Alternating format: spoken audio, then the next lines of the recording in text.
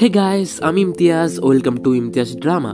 আজ আমরা the Valkyrie নামক একটি ওয়ার থ্রিলার সিনেমা নিয়ে কথা বলবো। আইএমডিবিতে এই সিনেমাটার রেটিং 7.8 আউট অফ 10 এবং রটেন টমেটোতে 63% ফ্রেশ। তাহলে আর সময় না নষ্ট করে সিনেমাটির এক্সপ্লেনেশন শুরু করি। গল্পের শুরুতে আমরা স্টেফেনবার্গ নামক একজন সৈনিককে দেখতে পাই। সে হিটলারের সেনার একজন সাহসী সৈনিক। তার ডিউটি এখন আফ্রিকার অঞ্চলের দিকে চলছে, কারণ জার্মানির সেনা অর্থাৎ হিটলারের সেনা লড়াই করতে করতে আফ্রিকার অনেক সব অঞ্চল নিজেদের অধীনে নিয়ে নিয়েছে। একদিন স্টিফেনবার্গ ডিউটি করার সময় হঠাৎই তাদের ওপরে দুশ্মনের লোকেরা বিমান দ্বারা আক্রমণ করে, ফলে স্টিফেনবার্গ সহ আরও অনেক সব সৈন্যরা আহত হয়ে পড়ে। আর এই ঘটনার ফলে স্টিফেনবার্গ তার একটি হাত, অন্য হাতের দুটি আঙুল এবং একটি চোখ হারিয়ে ফেলে। যখন এইসব আফ্রিকাতে হচ্ছিল, তখন ইউরোপের জার্মানিতে হিটলারের ওপরেও অনেক সব আক্রমণ হয়েছে। তার জনতা এবং তার দলের মধ্যেই থাকা অনেক সৈন্যরা তার বিরোধিতা করতে লেগেছে। আসলে হিটলারের রাজত্ব তার দেশের অনেক লোকেরাই বরদাস্ত করতে পারছে না, তাই তারা হিটলারকে 13 বার মারার চেষ্টা করেছে। আর এটা 14 নম্বর হিটলারকে মারার চেষ্টা করছে। তারা ষড়যন্ত্র করে হিটলারের প্লেনে তারা বম লাগিয়ে দেবে, এবং যখন প্লেনটি আকাশে উড়তে শুরু করবে তখন বমটি ব্লাস্ট হয়ে যাবে। কিন্তু এবারেও হিটলারের ভাগ্য হিটলারের সাথ দেয়, বমটি ব্লাস্টই হয় না। আর ভাগ্যক্রমে হিটলার তার দুশ্মনদের হাত থেকে এইবারেও বেঁচে যায়। আর এর কিছু সময় পর কর্নেল স্টিফেনবার্গ ভালোভাবে সুস্থ হয়ে যায়। তবে একটা হাত এবং একটা চোখ না থাকার কারণে তিনি এখন যুদ্ধে যেতে পারবেন না। তাই তাকে আফ্রিকা থেকে ট্রান্সফার করে বার্লিনের একটা অফিসে চাকরি দেওয়া হয়। তবে তিনি এখনও তাদের সেনার একজন বড় অফিসার। জার্মানের জনগণ এখন আর হিটলারকে খুব একটা পছন্দ করে না, কারণ সে তাদের উপরে অনেক অত্যাচার করছে এবং এই যুদ্ধেতেও খুবই খারাপভাবে পরাজিত হচ্ছে। তাই তারা মনে করে তারা যদি হিটলারকে মেরে ফেলে তাহলে হয়তো বোধহয় এই যুদ্ধটি থেমে যাবে। আর এটা জার্মানেরই একটা সংগঠন, অর্থাৎ হিটলারেরই একটা সংগঠন লুকিয়ে গুপ্তভাবে হিটলারকে মারার চেষ্টা করছে। তারা 14 বার চেষ্টা করেছে, তবে হিটলারকে মারতে পারেনি।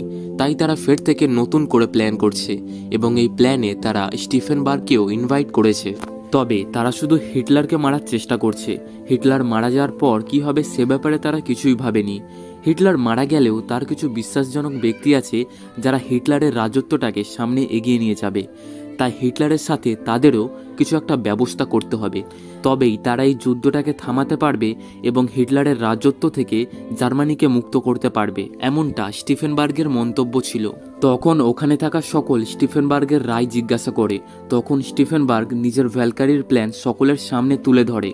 প্ল্যান এই হয় যে হিটলার মারা যাওয়ার সাথে সাথেই তারা ন্যাশনাল এমার্জেন্সি ঘোষণা করবে এবং মিলিটারি সব পাওয়ার তাদের হাতেই তুলে দেবে। ফলে হিটলারের যত সব বিশ্বাসজনক ব্যক্তিরা ছিল, মিলিটারির লোকেরা তাদেরকে এক একটা শহর থেকে খুঁজে বার করবে এবং তাদের ওপরেই হিটলারের হত্যাকাণ্ডের মামলা চাপিয়ে দেবে। এমনভাবেই তারা হিটলারকে এবং হিটলারের বিশ্বাসজনক মানুষগুলিকে ধরে ফেলবে। এর পরের দিন তারা পুরো জার্মানিবাসীকে এক স্বাধীন জার্মানি উপহার দেবে।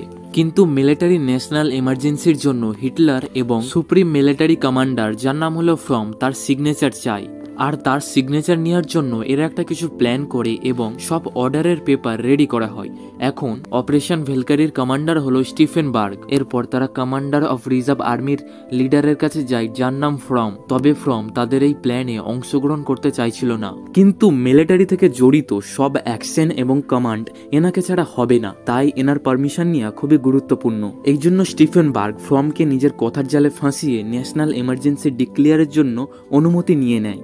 পরের দিন স্টিফেনবার্গ জানতে পারে তার প্রমোশন হয়ে গেছে national of chief staff reserve আর্মির জন্য, যার কারণে সে হিটলারের দলের হাতে গোনা কিছু মানুষের মধ্যে একজন হয়ে উঠেছিল যে হিটলারের সবসময় আশেপাশে থাকতে পারবে।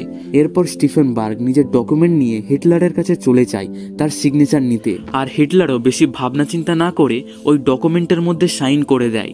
এরপর তারা বম নিয়ে হিটলারকে কি করে মারবে তারও ট্রেনিং নিয়ে নেয়। তারা ঠিক করে হিটলারের বাংকার, অর্থাৎ এক ধরনের গুপ্ত ঘরের মধ্যে দুটি বম লাগিয়ে দেবে এবং ওই বাংকারের মধ্যে একটা স্টিলের দরজা এবং কোনো জানালা না থাকার কারণে বমটি ব্লাস্ট হয়ে তার শক্ট হয়ে বাইরে বার হতে পারবে না এবং ভেতরে হিটলার সহ যে কজনে থাকবে তাদের মৃত্যু নিশ্চয়ই হবে। বমটি ব্লাস্ট হওয়ার পরে কর্নেল স্টিফেনবার্গের একজন সদস্য টেলিফোনের সব তার কেটে দেবে, যাতে ভেতর থেকে হিটলারের কেউ বাইরের দুনিয়ার সঙ্গে কোনোভাবে কানেকশন না করতে পারে। আর ততক্ষণে কর্নেল স্টিফেনবার্গ মিশন ভালকারি শুরু করে দেবেন। তবে হিটলারের অনেক সব বিশ্বাসজনক ব্যক্তি আছে যারা আলাদা আলাদা শহরে আলাদা আলাদা জায়গায় আছে। তার মধ্যে একজন হলো হিমলার। সে হিটলারের জন্য নিজের প্রাণ পর্যন্ত দিতে পারে। তাই কর্নেল স্টিফেনবার্গ চান যখন হিটলারকে মারা হবে তখন হিমলারও ওখানেই অবস্থিত থাকুক। এরপর সময় চলে আসে 15 জুলাই 1944 সাল, যখন হিটলারকে মারার জন্য তারা প্রস্তুতি নিচ্ছিল। তবে তার আগে তারা তাদের পরিবারকে শহর ছেড়ে অন্য কোথাও পাঠিয়ে দেয়, কারণ তারা যদি তাদের মিশনে অসফল হয় তাহলে তাদেরকে সহ তাদের পরিবারকেও খুবই ভয়ঙ্করভাবে শাস্তি দেওয়া হবে। তাই তারা কোনো রকম ঝুঁকি না নিয়ে নিজেদের পরিবারকে একটা সুরক্ষিত জায়গায় সরিয়ে দেয়। এরপর স্টিফেনবার্গ দুটো বম নিজের পোশাকের মধ্যে লুকিয়ে যাওয়ার জন্য প্রস্তুতি নেয়।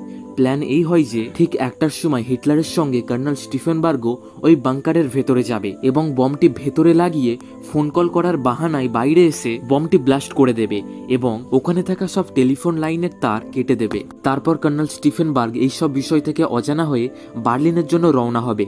বার্লিনে যেতে কর্নেল স্টিফেনবার্গে 3 ঘন্টা সময় লাগবে, আর এরই মধ্যে অপারেশন ভ্যালকারি সম্পূর্ণভাবে শুরু হয়ে যাবে। আর বার্লিনে পৌঁছে কর্নেল স্টিফেনবার্গ চিফ অফ রিজার্ভ আর্মির কমান্ডের ক্ষমতা নিজের হাতে নিয়ে নেবে এবং হিটলারের রাজত্ব সম্পূর্ণভাবে শেষ হওয়া পর্যন্ত সেটাকে পরিচালনা করবে। আর সকলকে এক ধরনের হলুদ কার্ড দেওয়া হবে যার থেকে তারা নিজেদের পরিচয় বোঝাতে পারবে। এরপর স্টিফেনবার্গ নিজের মিশনটি সফল করার জন্য বের হয়ে পড়ে। আর অন্যদিকে ক্যাপ্টেন স্টিফেনবার্গের লোকেরা আর্মিকে প্রস্তুত করে নেয় যাতে হিটলারের মৃত্যুর খবর পাওয়ার সাথে সাথেই তারা তাদের কাজ শুরু করতে পারে।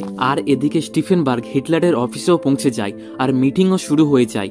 তবে হিমলারকে না দেখতে পেয়ে ক্যাপ্টেন স্টিফেনবার্গ জেনারেলকে ফোন করে জানায়, আর জেনারেল ক্যাপ্টেন স্টিফেনবার্গকে আদেশ দেয় এই মিশনটি থামিয়ে দেওয়ার জন্য, কারণ ওখানে হিমলার নেই। হিটলার মারা গেলেও হিমলার যদি বেঁচে থাকে তাহলে সে হিটলারের জায়গাটা নিয়ে নেবে আর তাদের সব প্ল্যানের ব্যাপারে সে জেনে যাবে। এই কারণে তারা এই মিশনটিকে কিছু সময়ের তারে থামিয়ে দেয়। আর ওদিকে যে রিজার্ভ আর্মিকে প্রস্তুত করে রাখা হয়েছিল তাকেও সরিয়ে নেওয়া হয়। তবে এই ব্যাপারে কমান্ডার ফ্রম জানতে পেরে যায়, কেননা চিফ অফ রিজার্ভ আর্মির একটি উঁচু পদে কাজ করে। আর এই ব্যাপারে সে জানতে পারায় খুবই রাগারাগি করে। 20 জুলাই 1944 সালে ফের থেকে তারা এটা চেষ্টা করে। কর্নেল স্টিফেনবার্গ 20 জুলাই ফের থেকে রেডি হয়ে মিটিংয়ে যাওয়ার জন্য প্রস্তুত হয়ে যায় এবং সেখানে সে গার্ডের থেকে বাঁচার জন্য গায়ে রক্তের ফোঁটা লেগে থাকার বাহানা দিয়ে জামা চেঞ্জ করার জন্য চলে যায়। আর ওখানে ক্যাপ্টেন স্টিফেনবার্গ এবং তার একজন সঙ্গী বমটির ছোট ছোট জিনিসপত্র জুড়ে বমটিকে বানানো শুরু করে। তখনই হঠাৎ বাইরে থেকে একজন গার্ড এসে তাদের দরজায় ঠোকা মারে এবং তাদেরকে বলে মিটিং শুরু হয়ে গেছে। তাই এত কম সময়ের মধ্যে তারা মাত্র একটাই বম ভালোভাবে বানাতে সক্ষম হয়। আর ওই একটাই বম নিয়ে তারা বাইরে বের হয়ে আসে এবং বাংকারের দিকে যেতে লাগে।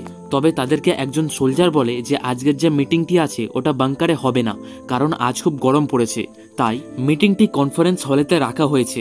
এটা জানতে পেরে কর্নেল স্টিফেনবার্গ চিন্তায় পড়ে যায়, কারণ কনফারেন্স রুমে অনেক সব জানালা আছে। ওপর থেকে তাদের কাছে একটাই বম, যদি বমটি ব্লাস্ট হয় তাহলে তার এক্সপ্লোশন অনেক সব জানালা থাকার কারণে বাইরে চলে আসবে, ফলে ভেতরে থাকা মানুষদের হয়তো খুব একটা ক্ষতি হবে না। তবে এটা জেনেও ক্যাপ্টেন স্টিফেনবার্গ নিজের জীবনের ঝুঁকি নিয়ে ওই মিটিংয়ের মধ্যে গিয়ে ওই একটাই বম ওখানে ফিট করে দেয় এবং ওখান থেকে বের হয়ে আসে। আর ওখান থেকে বার হয়ে আসার সাথে সাথেই একটা বড় ধরনের ব্লাস্ট হয়। আর এটা দেখে কর্নেল স্টিফেনবার্গ নিজের গাড়িতে বসে বার্লিনে যাওয়ার জন্য রওনা হয়। আর বার্লিনে পৌঁছানোর পর ক্যাপ্টেন স্টিফেনবার্গ ভেবেছিল যে এতক্ষণে সকল হয়তো হিটলারের মৃত্যুর খবর পেয়ে গেছে এবং নিজেরা নিজেদের কাজে লেগে পড়েছে। তবে এমনটা কিছুই হয় না। কিন্তু তবেও ক্যাপ্টেন স্টিফেনবার্গ মনে করছে হিটলারের কিছু লোকেরা হয়তো হিটলারের মৃত্যুর খবরটাকে লুকানোর চেষ্টা করছে। তাই কর্নেল স্টিফেনবার্গ পেছনে না সরে গিয়ে নিজের প্ল্যানের মতো ন্যাশনাল এমার্জেন্সি ডিক্লেয়ার করে দেয়। ফলে জার্মানির প্রতিটা শহরের প্রতিটা গলিতে হিটলারের সকল লোকেদেরকে এক এক করে গ্রেপ্তার করতে থাকা হয়। কিছু সময়ের মধ্যেই তারা হিটলারের 1200 লোকেদেরকে গ্রেফতার করে আইসোলেট করে দেয়, যাতে তারা বাইরের দুনিয়ার সঙ্গে কোনো রকম কন্ট্যাক্ট না করতে পারে। কিন্তু এখনো পর্যন্ত তারা হিটলারের মৃত্যুর কোনো পাকাপোক্ত খবর পায়নি। তার সত্ত্বেও তারা নিজেদের কাজে লেগে পড়ে। ক্যাপ্টেন স্টিফেনবার্গ বলে আমাদের 3 ঘন্টার মধ্যে হিটলারের পুরো গভর্নমেন্টটাকে ধ্বংস করতে হবে।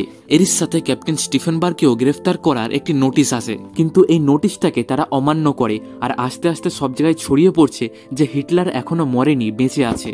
তখনই হঠাৎ রেডিওতে খবর শোনা যায় যে হিটলারের ওপরে আক্রমণ হয়েছে, তিনি একটু আহত হয়েছে, তবে তিনি প্রাণে বেঁচে গেছেন। এরপর আস্তে আস্তে ক্যাপ্টেন স্টিফেনবার্গের দলে যেসব সদস্যরা ছিল তারা ক্যাপ্টেন স্টিফেনবার্গকে ছেড়ে চলে যায়, কারণ তাদের মিশনটি মিশনটি সফল হয়নি এবং তারা সকলেই খুব একটা বড় বিপদের মধ্যে আটকে গেছে। এরপর হিটলার রেডিও নিউজে এসে নিজের জীবিত হওয়ার প্রমাণ দেয়। এরপর রিজার্ভ আর্মির লোকেরা এসে ক্যাপ্টেন স্টিফেনবার্গ সহ তার দলে যে সকল লোকেরা ছিল সকলকে গ্রেফতার করে নেয়। তারপর তাদের সকলকে এক জায়গায় দাঁড় করিয়ে গুলি দিয়ে ছিন্ন ছিন্ন করে দেওয়ার অর্ডার দেওয়া হয়। এমনকি তাদের পরিবারকেও ছাড়ে না। তাদের পরিবারের প্রতিটা সদস্য এবং মিশন ভ্যালকারির সঙ্গে জড়িত এক একজন ব্যক্তিকে পুরো জার্মানি থেকে খুঁজে বার করে তাদের সকলকে গুলি করে মেরে ফেলা হয় এবং ফাঁসিতে ঝুলিয়ে দেওয়া হয়। আর 20 জুলাইয়ের পর থেকে হিটলারকে মারার কোনো রকম কেউ সাহস পায় না। তবে এর ঠিক 9 মাস পর জার্মানি যুদ্ধে হেরে যায়। তখন হিটলার নিজে থেকেই আত্মহত্যা করে নেয়। তবে এই মিশন ভ্যালকারিতে ক্যাপ্টেন স্টিফেনবার্গের স্ত্রী বেঁচে যায় এবং 2006 সালে তিনি তার শেষ নিঃশ্বাস ত্যাগ করেন। আর এই সিনেমাটি এখানেই শেষ হয়ে যায়। এই সিনেমাটি হিটলারের রাজত্বের জার্মানিতে ঘটে যাওয়া একটি সত্য ঘটনার উপরে ভিত্তি করে বানানো হয়েছে। আপনাদের যদি সিনেমাটি ভালো লেগে থাকে লাইক করবেন এবং খারাপ লেগে থাকলে আনলাইক করবেন। আর এমন ধরনের ভিডিও দেখার জন্য চ্যানেলটি সাবস্ক্রাইব করে পাশে থাকা বেল আইকনটি দাবিয়ে দেন। তো দেখা হচ্ছে ফের পরের ভিডিওতে।